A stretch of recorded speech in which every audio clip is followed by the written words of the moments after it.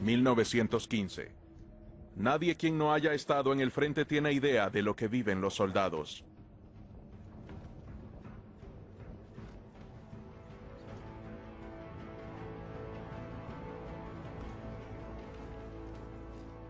Ella no ha recibido ninguna carta de él desde abril.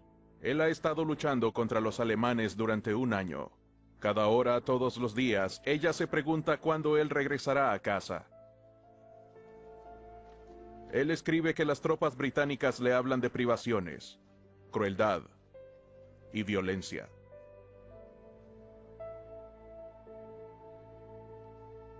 Escribe que para mantenerse vivos, los alemanes, igual que ellos, se han atrincherado.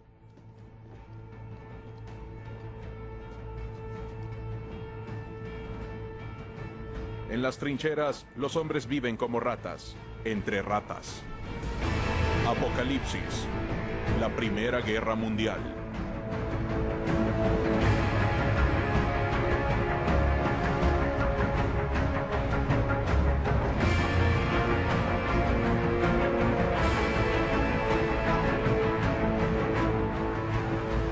En las trincheras todos los días son iguales. A pesar de los ataques repetidos, ninguno de los ejércitos gana terreno.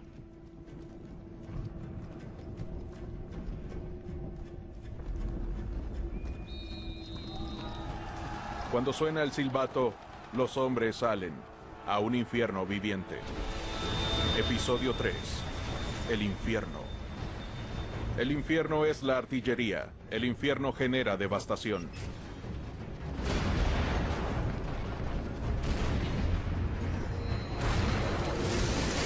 Lo más terrorífico es la metralla.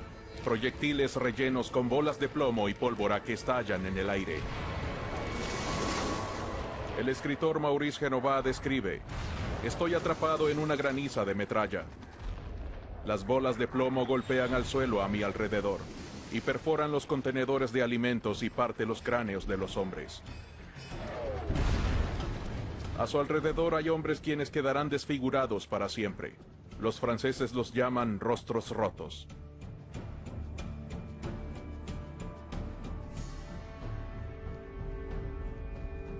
Los doctores encuentran lesiones espantosas, jamás antes vistas.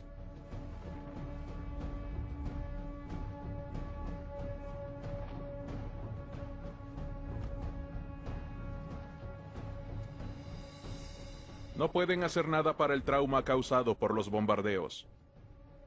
Ataques de terror, temblores, parálisis.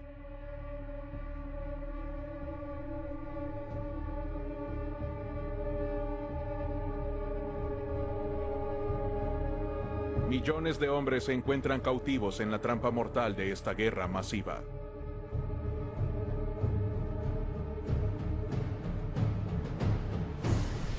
Septiembre de 1915. Al este, los turcos, los austriacos y los alemanes combaten a los rusos. En el sur, los austrohúngaros mantienen a raya a los italianos. En el oeste, los alemanes se enfrentan a los belgas, los franceses y los británicos a lo largo de una línea de trincheras que se extiende por casi 644 kilómetros. Para sostener sus posiciones, las tropas aliadas necesitan mejor protección. Así que en septiembre de 1915, las fábricas francesas, ahora con mujeres como personal, se transforman para trabajar insumos de guerra con una orden urgente de cascos. Es complicado producirlos, pero están diseñados para proveer protección contra la metralla.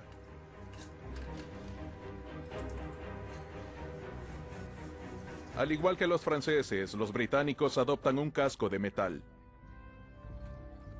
Un canadiense, el soldado raso Cornelou, se queja de que es demasiado pesado, pesa casi 1 kilogramo, pero es más sólido que el casco francés. Y con su forma aplanada, puede hacerse con una sola hoja de acero.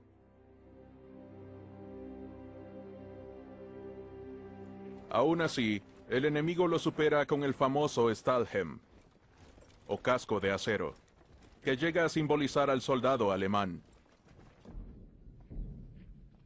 Con su forma ancha, cubre mayor parte de la cabeza y es más apropiado para esta nueva forma de guerra, la guerra de trincheras.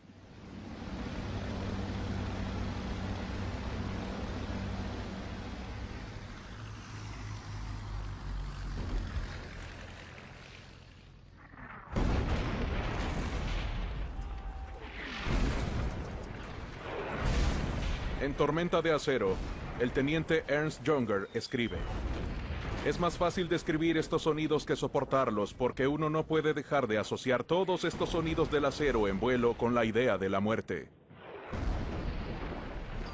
Esta guerra de artillería requiere que las tropas sostengan su posición durante todos los ataques, incluso cuando los proyectiles están llenos de gas venenoso. Además de los cascos, a los soldados se les entregan máscaras antigas como protección ante esta nueva forma de guerra. Hay una competencia para descubrir la fórmula más letal, tal como cloro o gas mostaza, que apareció en la batalla de Ypres en Bélgica y asesinó a miles de hombres. Un doctor militar, el mayor Falloch, escribe: los hombres se vuelven morados. Luego gritan pidiendo aire y se quejan de un ardor en el pecho y el estómago. Lo hemos visto todo, las lesiones espantosas y las avalanchas mortales de acero. Pero eso no es nada comparado con esa neblina que oscureció el sol durante horas que parecieron siglos.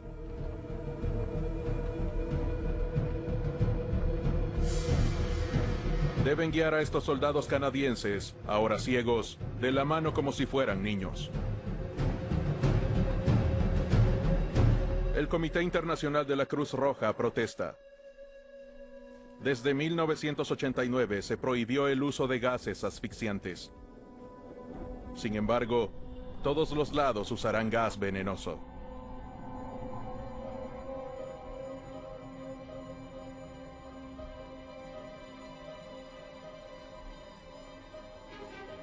El ejército francés perfecciona sus medidas de protección. Algodón para el tracto respiratorio y una tela sobre la que orinará el soldado. Se supone que esto protege contra el cloro. Al confirmarse que esto no surte efecto, este método se reemplaza con anteojos y una almohadilla gruesa empapada en un químico protector.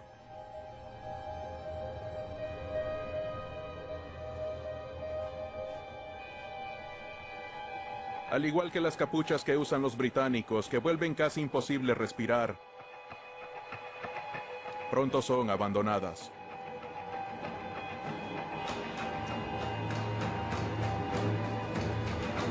Al encontrar un cadáver alemán, los franceses se enteran de cuánto más avanzados están en realidad sus enemigos en esta tecnología. Para el otoño de 1915, los alemanes usan la Gummi Mask, una máscara de caucho con un filtro de carbón activado. Pronto todos los ejércitos la copiarán y seguirá en servicio hasta el fin de la guerra.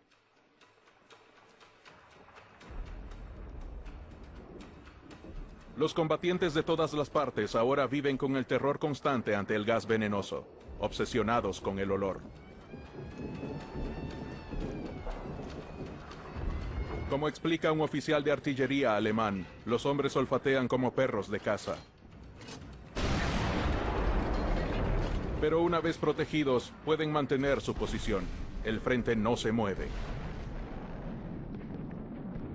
Los alemanes ocupan casi toda Bélgica y 10 provincias francesas, incluyendo las ciudades de Lille, Cambrai y Saint-Quentin. Las tropas alemanas están mejor provistas que sus similares en Brandenburgo y Sajonia. Se apoderan del ganado que los granjeros abandonaron cuando huyeron de la zona de combate. De las conejeras y las bodegas de queso.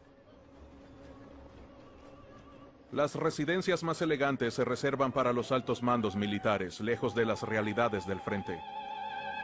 Entre todos los beligerantes se mantiene el sistema de clases. Los lores habitan los palacios, mientras los campesinos subordinados y sirvientes se apiñan en las trincheras.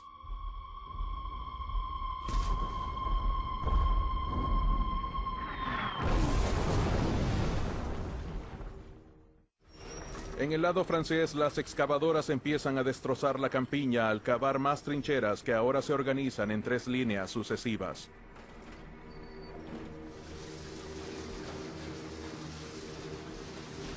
La primera línea de trincheras es la más peligrosa y la más letal.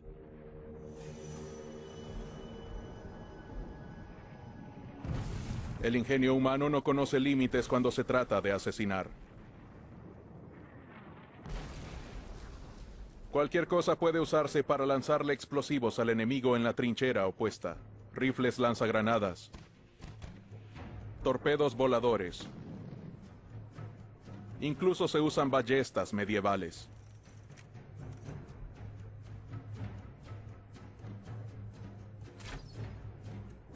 Y luego está la resortera gigante que usan los soldados británicos.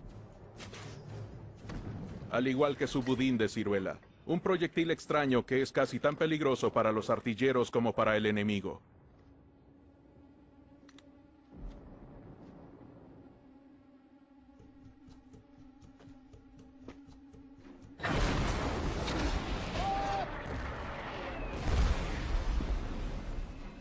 Entre ataques de artillería, los soldados esperan. Duermen. Juegan a las cartas. Y escriben cartas. Construyen refugios improvisados y les dan nombres sugerentes como este, que significa hogar, miserable hogar.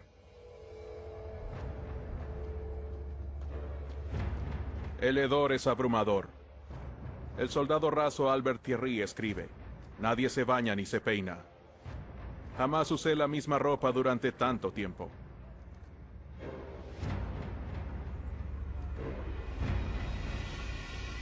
Durante la noche, los soldados descienden a refugios subterráneos.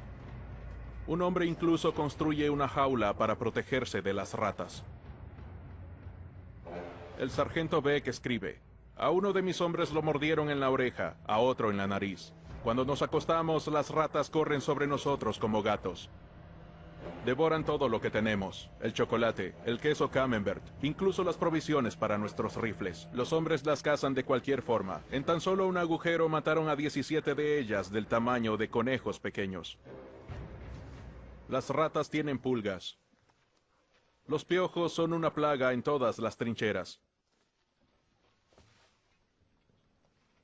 Pero para los soldados en el frente, las condiciones higiénicas horrorosas y las enfermedades graves que generan no son nada comparadas con el terror de salir de las trincheras. Y deben permanecer al menos una semana en el frente antes que los releven las tropas de segunda línea, la línea de apoyo.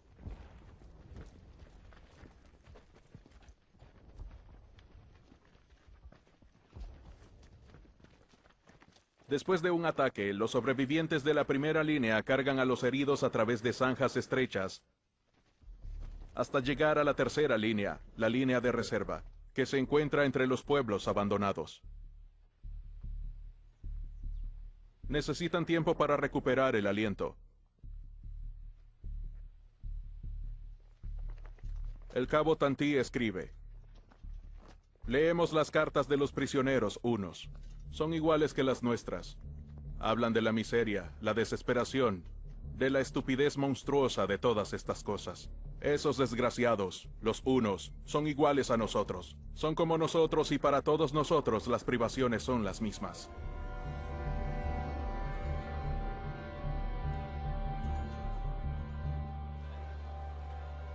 La línea de reserva les permite a los soldados franceses, conocidos como poilus, o bestias peludas, bañarse y sentirse humanos de nuevo.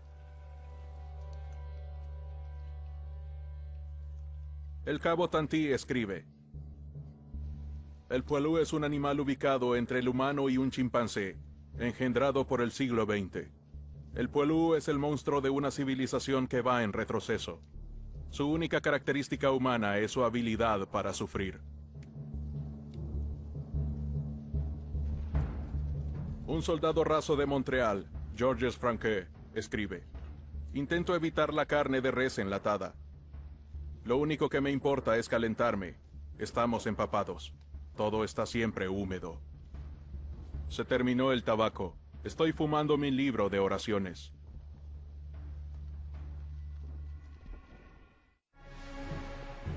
El 6 de diciembre de 1915, los líderes militares y políticos de Francia, Gran Bretaña, Bélgica, Rusia e Italia se reúnen en Chantilly, cerca de París.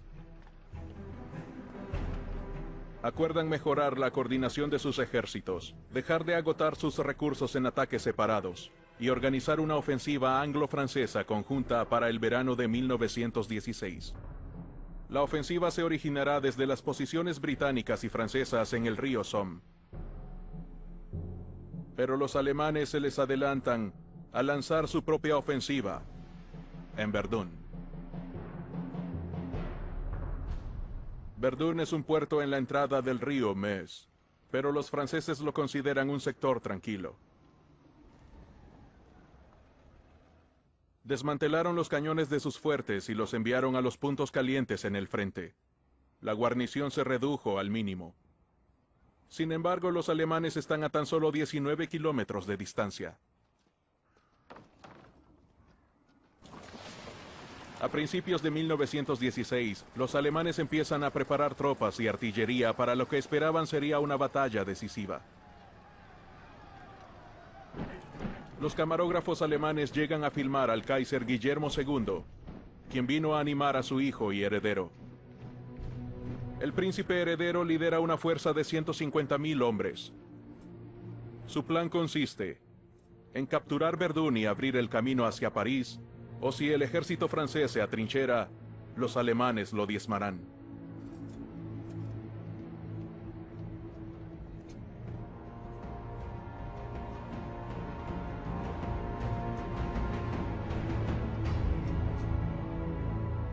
A las 7:15 de la mañana del 21 de febrero de 1916, el príncipe heredero lanza la Operación Gericht, o juicio.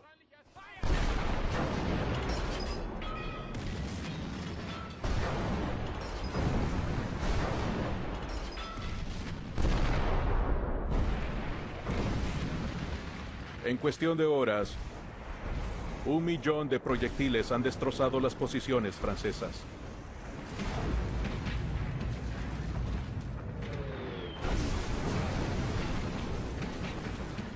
A casi 153 kilómetros de allí, las tropas en el Vosges escuchan el bombardeo.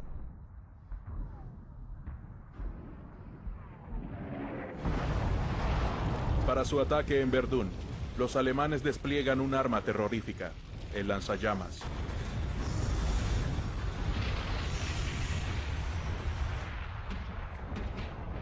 Rompen las líneas francesas y entran al bosque de Coeur.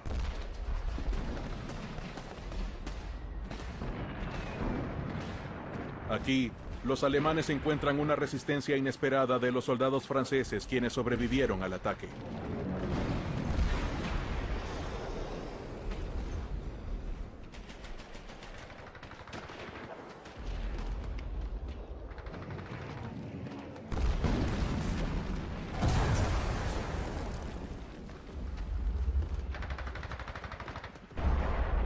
El sacrificio del coronel Driant y sus hombres retrasa al príncipe heredero, pero este continúa confiado y felicita a sus tropas de asalto.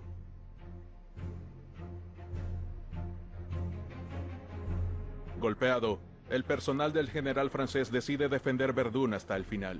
Se nombra un comandante nuevo, el general Philippe Pétain, quien ha permanecido al margen. Se sabe que el general de 60 años se opone a la estrategia francesa de la ofensiva a toda costa, y él implementa una estrategia defensiva.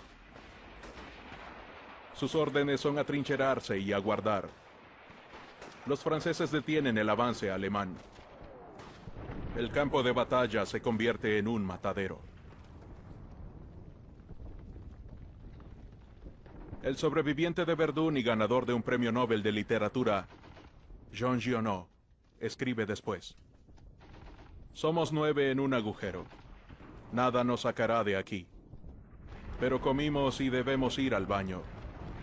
El primero de nosotros en sentir la necesidad sale.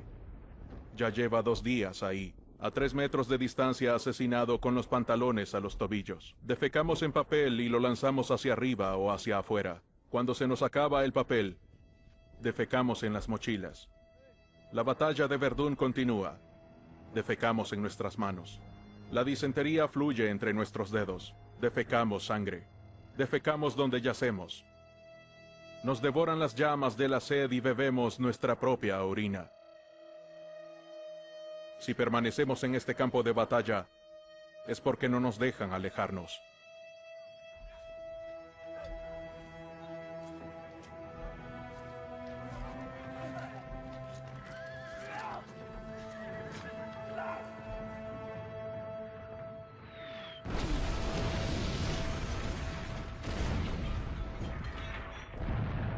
Ejecutan por deserción a 2 tenientes segundos, Erdogan y Milán. Se batieron en retirada después de que los alemanes rompieron las líneas francesas. Con tantos muertos no hay suficiente mano de obra. El alto mando instituye un sistema de rotación para obligar a casi todos los regimientos del ejército francés a pasar por este infierno. Este torrente de hombres está respaldado por un esfuerzo industrial masivo. Una flota de camiones y una vía férrea especial transportan las 2.000 toneladas de municiones requeridas diariamente para defender Verdún.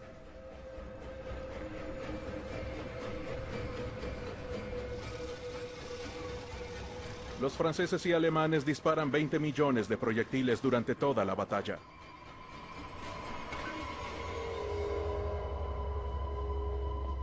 ¿Cómo se alimentará a los millones de soldados? Los generales creen que los hombres necesitan comer mucha carne. Las tropas comen mucho más que los civiles detrás de las líneas. Los carniceros del ejército sacrifican los caballos heridos en combate. En la batalla de Verdún mueren 7.000 caballos en un solo día. Se requiere de un esfuerzo enorme para transportar el alimento al frente. Y muchísimo valor.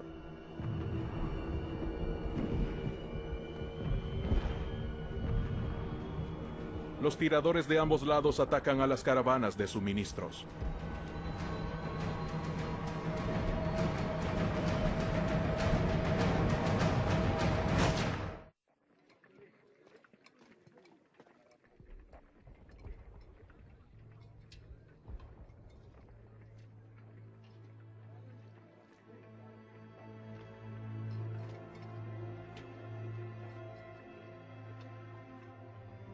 No hay agua en las trincheras. El soldado raso Potcher escribe: morimos de sed, pero bebo más agua ardiente en un solo día del que bebí en toda mi vida. El agua ardiente o ron mantiene a los hombres vivos antes de un ataque. Para soportar los horrores de la vida cotidiana, hay una provisión interminable de vino de mesa.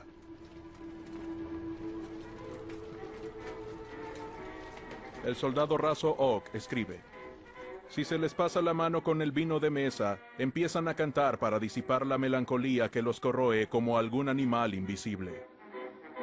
Madelon vient nous servir à boire.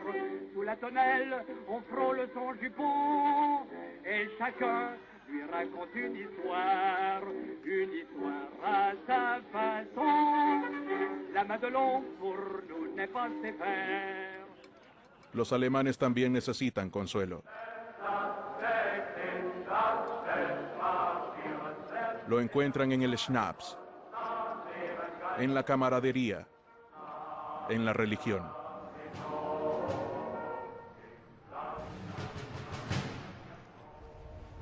Su experiencia es igual a la de sus enemigos. El cabo Karl Fritz, del 10º Batallón Montañés, escribe: pasamos 3 días acostados en agujeros dejados por los proyectiles. Vimos la muerte a la cara. La esperamos en cualquier momento. Un proyectil enterraba a los muertos y otro los descubría.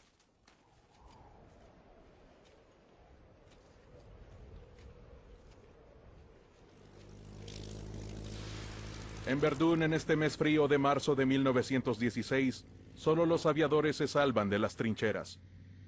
Los pilotos del Kaiser son los amos del cielo. Montan en sus corceles de madera y lona. Se ven a sí mismos como caballeros modernos. Uno de ellos es Hermann Göring, de 23 años de edad, agresivo y ambicioso. Consigue victorias aéreas y desarrolla un corazón de asesino implacable.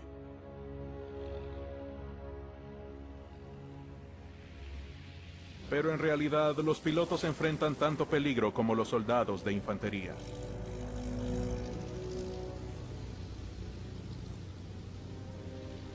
Rara vez sujetos al avión y sin paracaídas, Los aviadores alemanes vuelan sobre las líneas francesas en Verdún para fotografiar las posiciones enemigas o, de ser posible, para dejar caer bombas sobre ellas. Eso si lograban evadir a los aviones de combate franceses.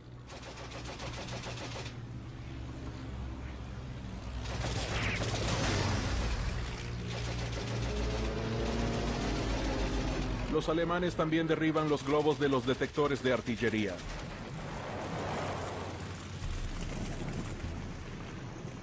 Se necesitaba mucho valor para subir en estos globos, pero era un trabajo vital. Enlazados a tierra vía teléfono, los oficiales dirigen el fuego de la artillería. Protegerlo se vuelve una prioridad.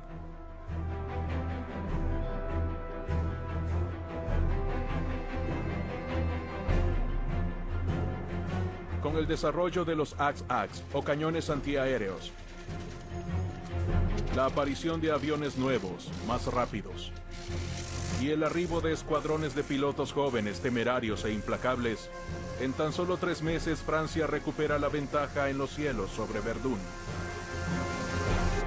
Después de 5 victorias aéreas, los pilotos de combate se ganan el título de As. Se vuelven famosos como el teniente segundo Georges Guymer, de 21 años, quien fue rechazado por el ejército en 1914 por ser demasiado escuálido. Ahora promovido a abanderado del público, es un héroe nacional condecorado con la Legión de Honor, un modelo de devoción a su país.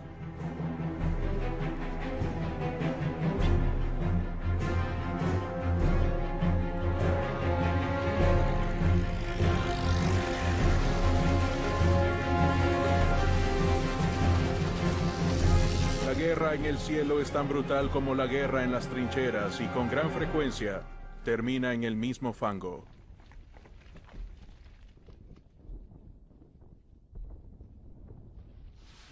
Abril de 1916. La tierra de Verdún, arrasada por los proyectiles, se vuelve un barrizal impasable.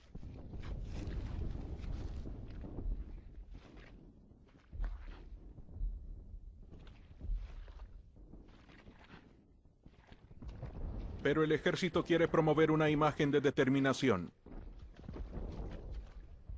Después de un contraataque francés que adelanta el frente unos cuantos metros, un camarógrafo filma a otro camarógrafo mientras este filma a un soldado de infantería quien coloca nuevo alambre de púas.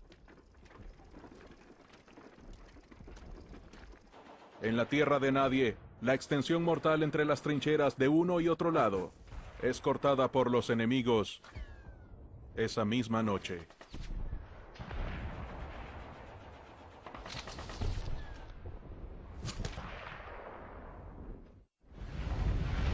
En Verdún los alemanes atacan durante 300 días y 300 noches y los aliados soportan.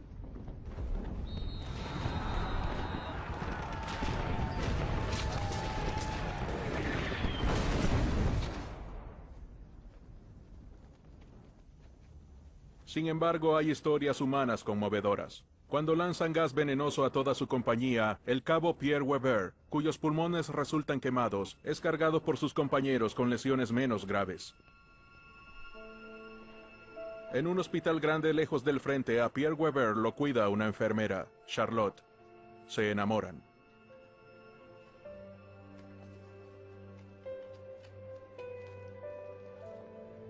Se le otorga permiso para recuperarse en l'Étang-le-Ville, en las afueras de París, y lleva a Charlotte consigo. Aquí están en el jardín de rosas de su hermana Jacqueline, quien está casada con un pionero de las películas caseras, René Ferrari.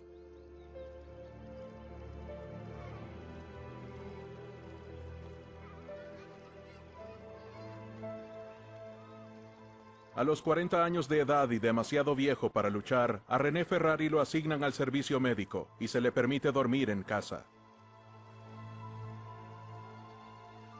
Hay muchos hombres como él que luchan en la retaguardia, asignados a fábricas u oficinas. Los soldados de permiso los ven con envidia y amargura.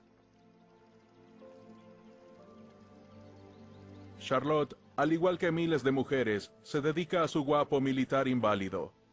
¿Pero en realidad tiene alguna opción? Ya quedan pocos hombres.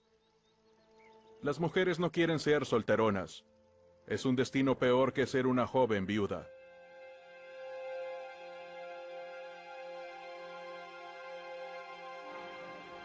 En Inglaterra fue común casarse apresuradamente antes que el novio regresara al frente.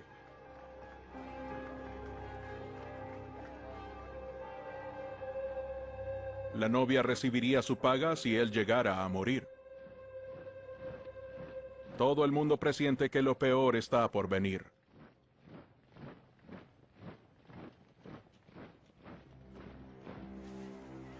A lo largo del Imperio Británico, una campaña masiva de reclutamiento enlista a más hombres.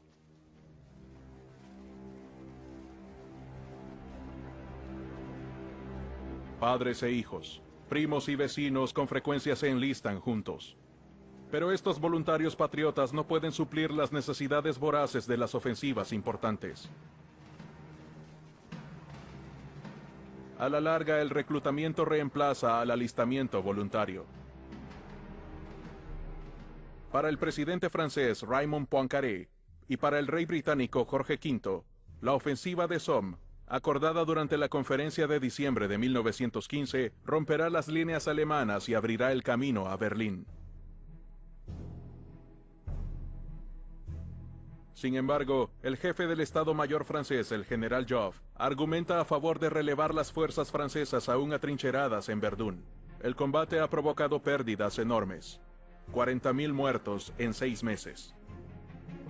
El general Foch, de Francia, y el general Haig, de Gran Bretaña, tendrán el honor de comandar esta ofensiva enorme dirigida a poner fin a la guerra y exhiben orgullosamente su confianza total. Los británicos están agrupados al norte del pueblo de Albert, y los franceses al sur. Su meta es marchar hacia los pueblos ocupados de Peronne y Bapaume, penetrar las trincheras alemanas a lo largo de un frente de 48 kilómetros. El plan para ahora ya es conocido: aplastar a los alemanes con fuego de artillería antes de enviar las tropas.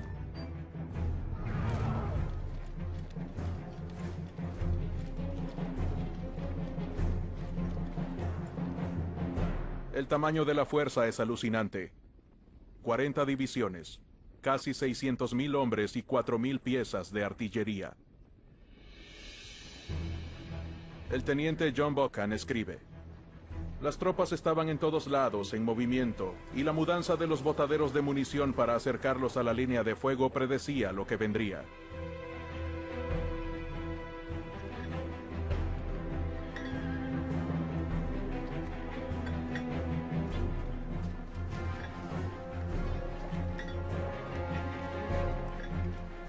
Buchan añade: había una euforia curiosa en todas partes. Para los soldados, la gran ofensiva finalmente había llegado. Pero estos jóvenes reclutas, quienes sonríen a la cámara, recibieron un entrenamiento mínimo. Esta será su primera batalla. Los británicos también cuentan con explosivos subterráneos para destruir el frente alemán.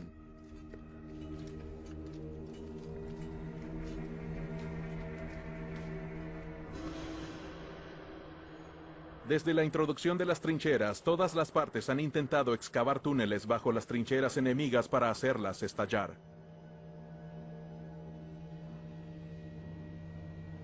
En una especie de guerra paralela, horrorosa y oculta, todos están alerta por si hay sonidos provenientes del subsuelo, que pueden significar que el enemigo está cavando hacia ellos, o que otro se acerca a la trinchera del enemigo.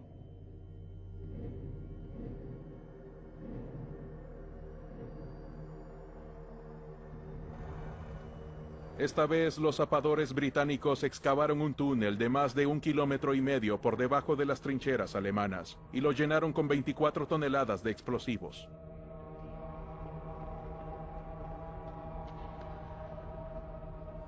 Primero de julio de 1916, 7:20 de la mañana.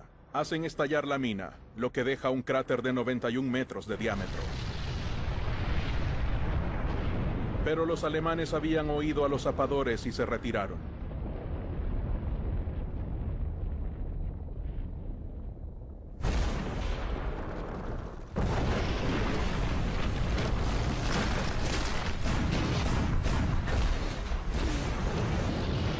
Estallan otras minas.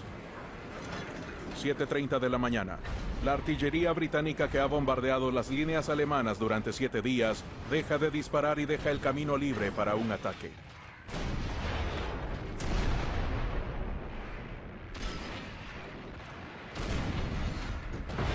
Pero el bombardeo no destrozó el alambre de púas, ni destrozó los refugios subterráneos de concreto. Los alemanes emergen aturdidos pero vivos.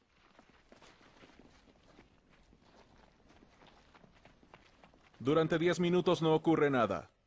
Los alemanes tienen tiempo para armar sus ametralladoras. 7:40 de la mañana. Los británicos se preparan para atacar. Estos jóvenes inexpertos tienen miedo. Para hacerlos sentir seguros, el capitán Billy Neville, de 22 años, es el primer hombre en avanzar. Hace rebotar una pelota de fútbol a través de la tierra de nadie.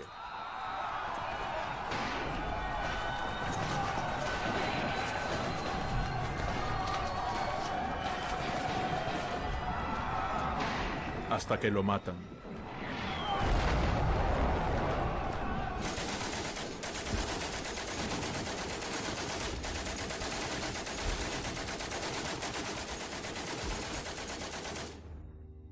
Al final de este día infernal, los británicos han sufrido 20.000 bajas.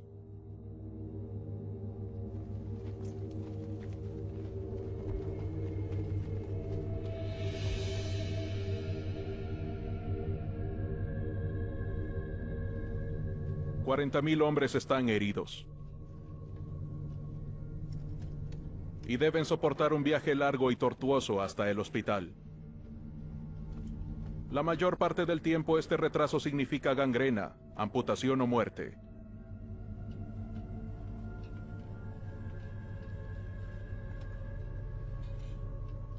Los sobrevivientes reportan que los proyectiles no destruyeron nada. Eso no evita que el general Haig ordene más ataques suicidas.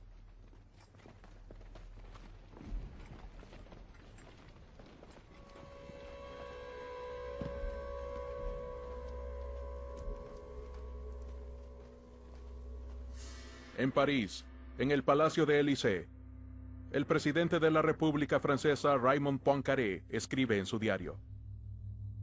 Sábado 1 de julio de 1916. La sangre fluye como el agua al norte del Somme. Mientras tanto, la luz del sol hace brillar los árboles en el Lys. Los olmos, sicómoros, castaños y las acacias irradian verdes de todos los tonos en una armonía deliciosa. Los mirlos, las palomas torcales y los pájaros más pequeños retozan en el césped. Y concluye, allí en Verdun y en el Somme, miles de hombres jóvenes están muriendo.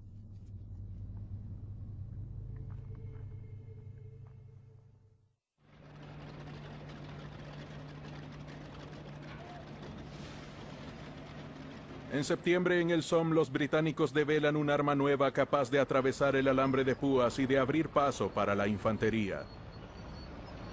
Para engañar a los espías enemigos se refieren a estos vehículos de asalto blindados como tanques.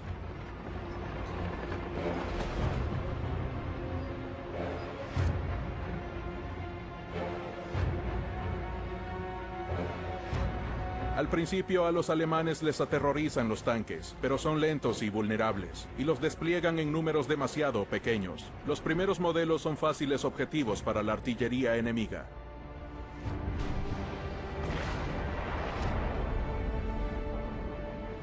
Y día tras día, la matanza continúa. Las tropas en el Somme cuestionan la intratabilidad de sus líderes. Como resultado, mueren 50.000 franceses. En total también mueren 130.000 hombres británicos, incluso 23.000 australianos, 8.000 neozelandeses, 3.000 sudafricanos y 24.000 canadienses, al igual que 160.000 alemanes.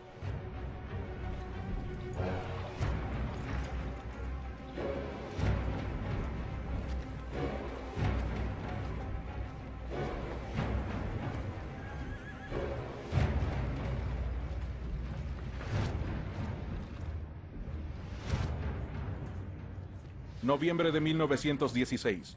los franceses y los británicos anuncian el fin de la sangrienta batalla del Somme, que duró 5 meses.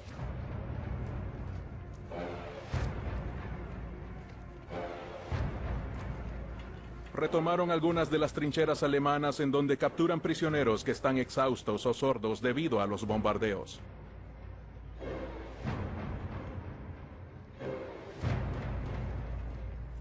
En Courcelette, los prisioneros alemanes y sus captores franco-canadienses del regimiento Vardús dejan la guerra atrás brevemente.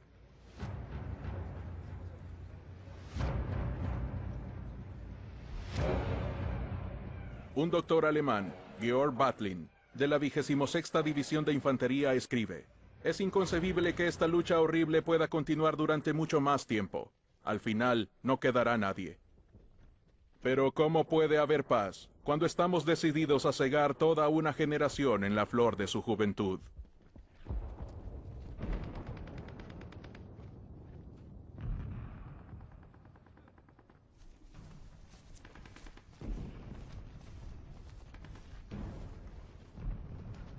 En la primavera del año siguiente, después de la ofensiva desastrosa conocida como Chemin des Dames, el camino de las damas, las tropas francesas por millares rehúsan avanzar hasta el frente, porque saben que es una ruta directa hacia una fosa común.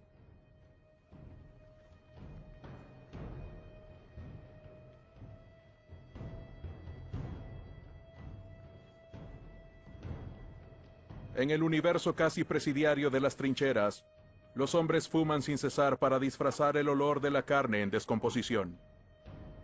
Y desahogan su desesperanza al cantar la Chanson de Craon, llamada así por la aldea donde murieron cientos de sus compañeros soldados. Adiós a la vida. Adiós al amor. Adiós a todas las mujeres. Todo terminó. Estamos hartos ya de esta guerra horrible. Es en Craon, colina arriba, donde nos reuniremos con nuestro Creador, porque todos estamos sentenciados a muerte. Nos sacrificaron a todos.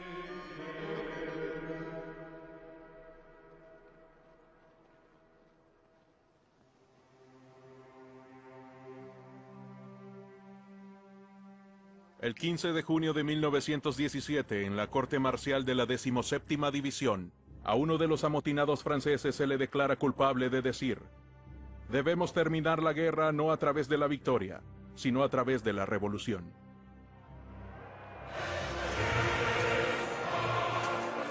La revolución que ya estalló en Rusia en febrero de 1917. Los soldados rusos también se amotinaron. Expulsaron al zar. ¿La revolución significará el fin de la guerra? ¿Quién puede poner fin a este infierno cuando lo alimentan tantas fuerzas y tanta rabia?